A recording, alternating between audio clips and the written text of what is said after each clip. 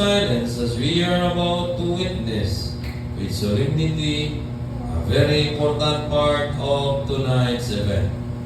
The induction and installation of the new club presidents of Mantikau Elite Eagles Club, Bulwa Ridley Eagles Club, the Kinaiyahan Eagles Club, the El Caballero de Lourdes Eagles Club, and the Regional Governor of Northern Mindanao, Region 23. For the Eagle year 2025. They will be inducted and installed by no less than our Eagle Vice President for Mindanao of the Fraternal Order of Eagles, Philippine Eagles, Kuya Sullivan Esteo. Eagleism is inspired and anchored on 4 things. First is the brotherhood, second is service, third is unity, and the fourth is the divine power. They form the very foundation that gives strength and dynamism to Eagleism. First small candle. This candle symbolizes brotherhood, represented by Kuya Felix Tan Pagigan. Eagleism is more than a mere civic organization. The Philippine Eagles is a historic brotherhood conquered. It precisely describes the quality of the band within the organization. Brotherhood characterizes strong cohesiveness among the club members. Dito atubang ko yan. Abante pa ko yan. Second small candle. This candle symbolizes service, represented by Kuya Nicolas Tala. The Philippine Eagles shall seek and provide humanitarian service, usefulness, and destiny in the Philippines as well as in other countries geared to benefit primarily the needy. They are strongly committed to render personal service for the betterment of the community.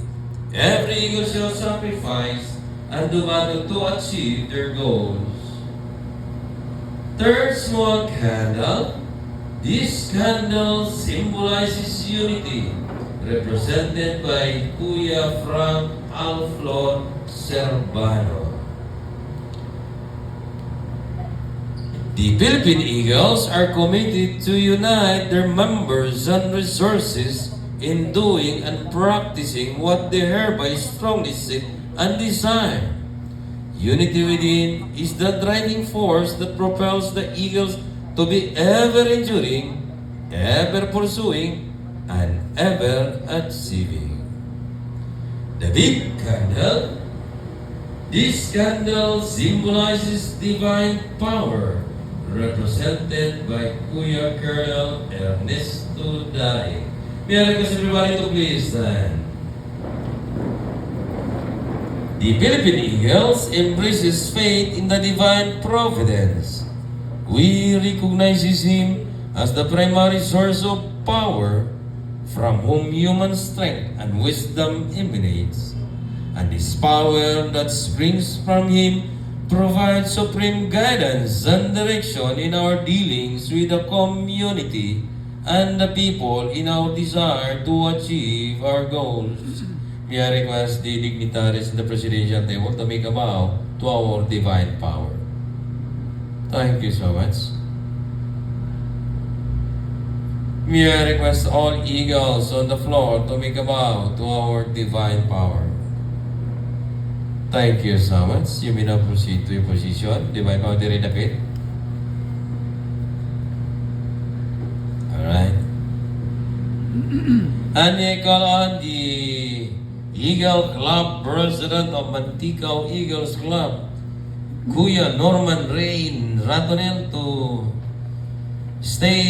occupy the area within the triangle. Dito na, ha?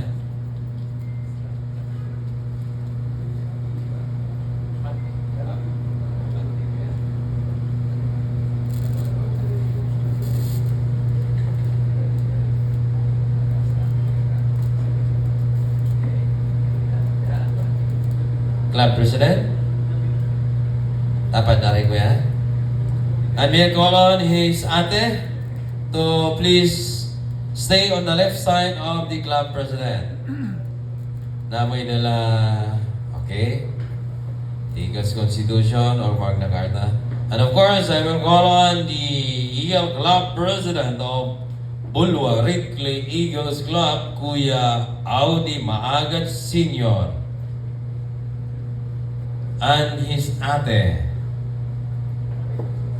And of course, the Eagle Club President of the Kinaiyahan Eagles Club, Kuya Alan Flores and his ate, to occupy